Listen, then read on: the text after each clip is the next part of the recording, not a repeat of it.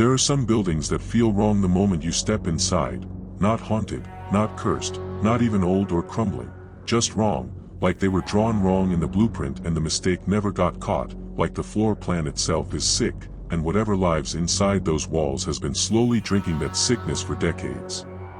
Unit 6B wasn't old. It wasn't falling apart. It wasn't cheap either, which made it harder to explain the feeling I got when I first crossed the threshold. A heaviness behind the eyes, like I'd walked into a room full of old grief and none of it was mine. But the price was right.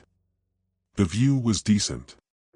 And I told myself, like everyone does at some point, you're being dramatic. I wasn't.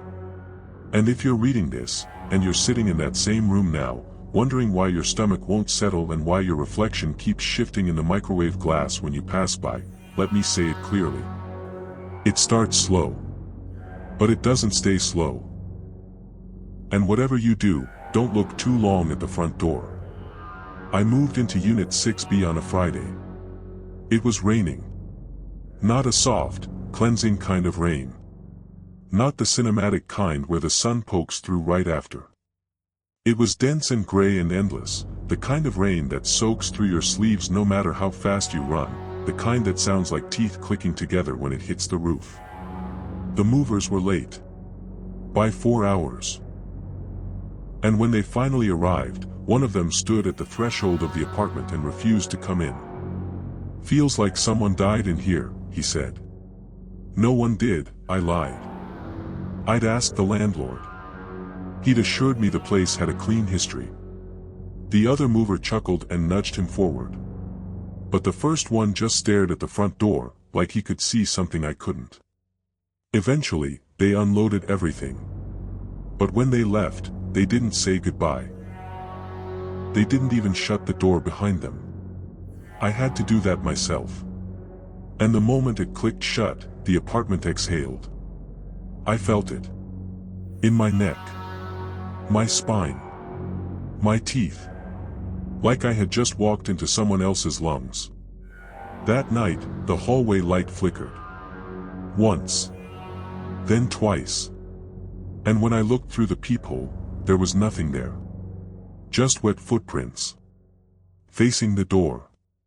From inside. The days passed in chunks. I stopped keeping time with a clock. Started using the power surges instead. The kitchen lights would flicker every morning around 7. Then again at 3:12 p.m. Sharp. Predictable. Like it had its own schedule. Like the apartment preferred routine. I tried to laugh it off. I told myself, this is just old wiring. But the building was new. Modern. Built with all the sleek features you'd expect in a high-end complex. So why did the bathroom light only work when I lied? Seriously. I tested it. I'd say, I love it here. Click, it turned on. I'm not scared, click, brighter. But when I told the truth, I think something's wrong with this place, total darkness. The bulb wasn't broken. I changed it twice. Same result. It wasn't the switch. An electrician came and said everything was technically perfect. But he didn't stay long. Said something about a weird pressure in his jaw and bolted before I could offer coffee. That night, I tested the theory again. I want to leave. The room went black. Then, a soft hum. Like something was breathing through the walls. I slept with the lights on. They turned off by themselves around 3:12 a.m. The knocking began in week 2. Soft at first. Gentle. Almost polite. Like someone who didn't want to disturb me, only remind me they were still there. But it didn't come from the hallway. It came from inside the apartment. From behind the pantry door. From under the floorboards. From the inside of the kitchen sink. I opened everything. Every time. Desperate to find some logical explanation. A loose pipe. An animal. Something. Nothing. But every time I walked away, the knocking resumed. Not louder. Not faster. Just persistent. Rhythmic. Like it was waiting for me to answer. Then came the smell. Sweet at first. Like rotting fruit. Then stronger. Like meat. Wet, hot meat left in a locked car. It was worst at night. And always, always strongest near the door. That door I stopped looking at. Because every time I stared at it too long, the peephole darkened. Like someone had pressed their eye to the other side. And breathed. I didn't mean to look. I really didn't. I was walking by with laundry when the lights flickered again, 3:12 p.m. on the dot, and something about the silence afterward made my skin crawl. It was too quiet, like the whole building was holding its breath. So I paused. Just for a second. And looked. The hallway was empty. But the peephole showed something else. A room. Dark. Wood-paneled. Chairs arranged in neat rows. A coffin. Closed. At the front. And in the back row, one single figure. Facing the wall. Not the coffin. Not moving. I blinked. Pulled back. Rubbed my eyes. When I looked again, it was gone. Just the hallway. But that night, I found a program on my kitchen table. From a funeral. With my name on it. My dreams have changed. They're no longer mine. I wake up gasping, drenched in sweat, but I don't remember the dreams themselves. Only sensations. Cold tile. Tight spaces. A mouth that isn't mine, trying to scream without sound. And always, at the edge of the dream, a shape. Blurry. Crawling. Upside down. As if the apartment were being walked through from above. Sometimes I wake up in different rooms. Once in the bathtub. Fully clothed. Water running. Once in the pantry. Door shut. Hands bleeding from scratching at the inside of the wood.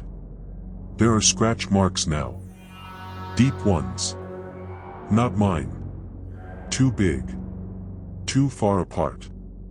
Like something with long fingers was trying to stay in. Not out.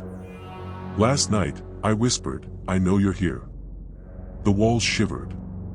And the apartment sighed. Happy. I don't remember where I found it. It was just there one morning. On the counter. A brass key. Old. Unmarked. Attached to a red string that smelled faintly of smoke. I tried it in every door, every drawer, every lockable thing in the unit. Nothing.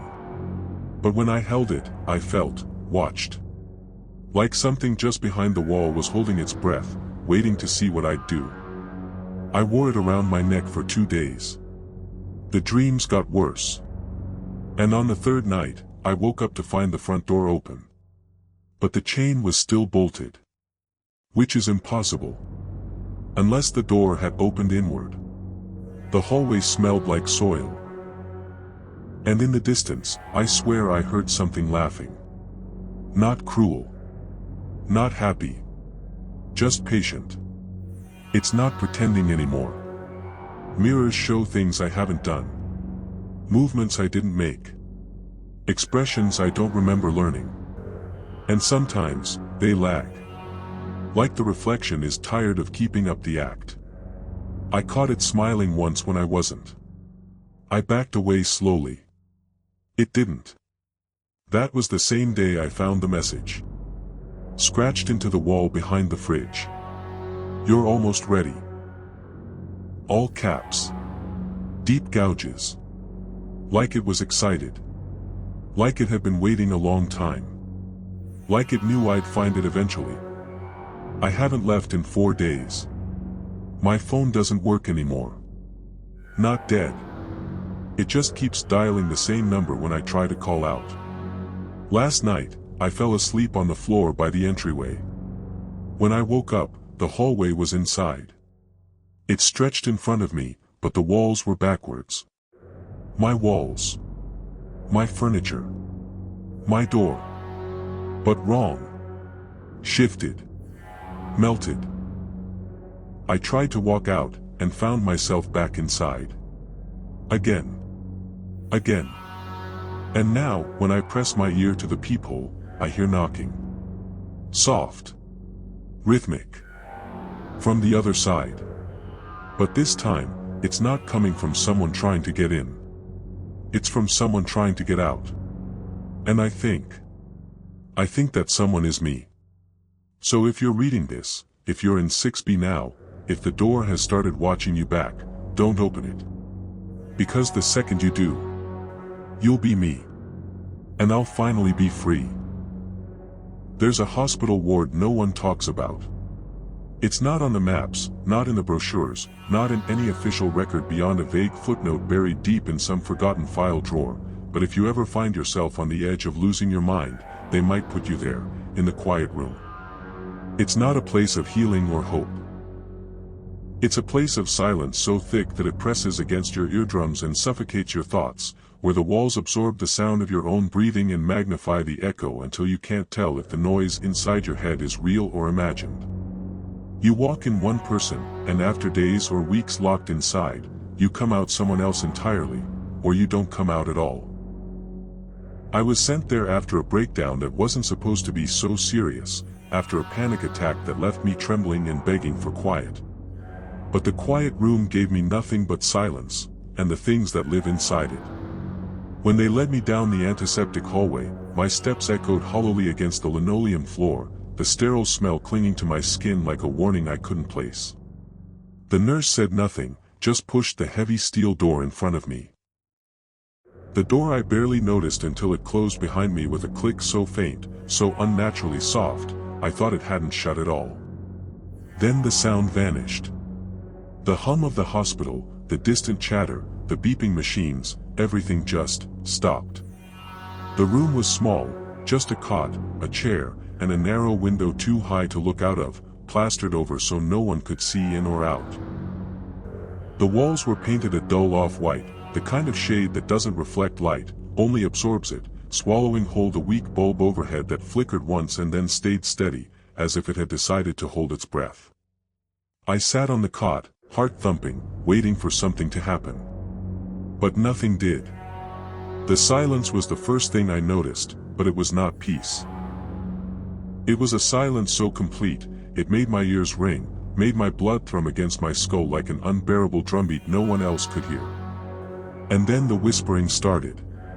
It was faint at first, like the soft murmur of voices far away, indistinct, a thread of sound caught between the spaces in my skull and the cracks in the wall. I thought it was my mind playing tricks, a hallucination born from exhaustion and fear. But the whispering grew.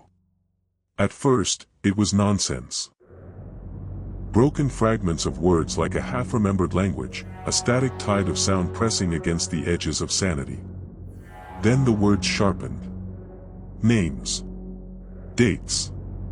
Fragments of conversations I never had. A voice I knew, calling out softly. Help me.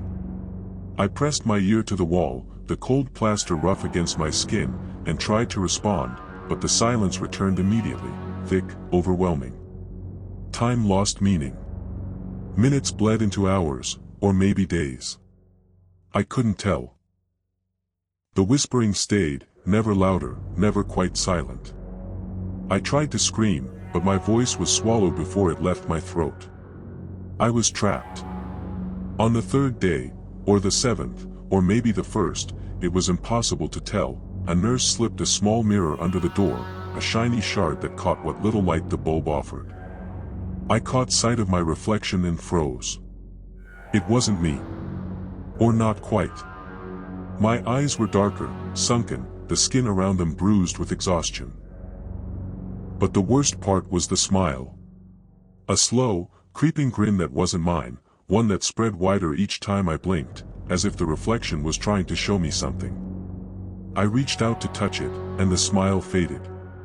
But when I pulled back, it was there again, lingering just beneath the surface like a shadow beneath skin. The bed creaked at night. Not the slow groan of old wood settling, but sharp, sudden pops, like footsteps. I was alone, or so I thought.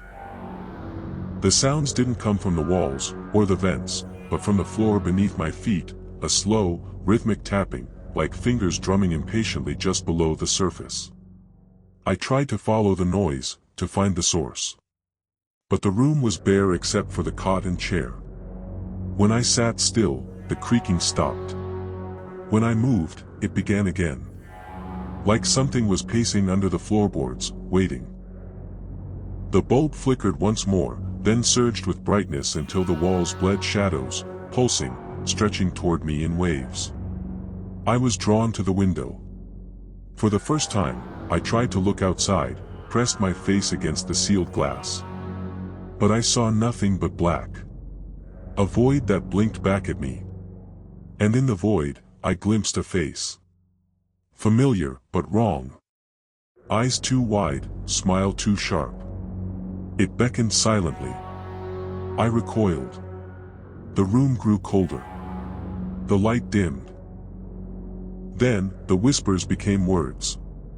Not from the walls, but inside me.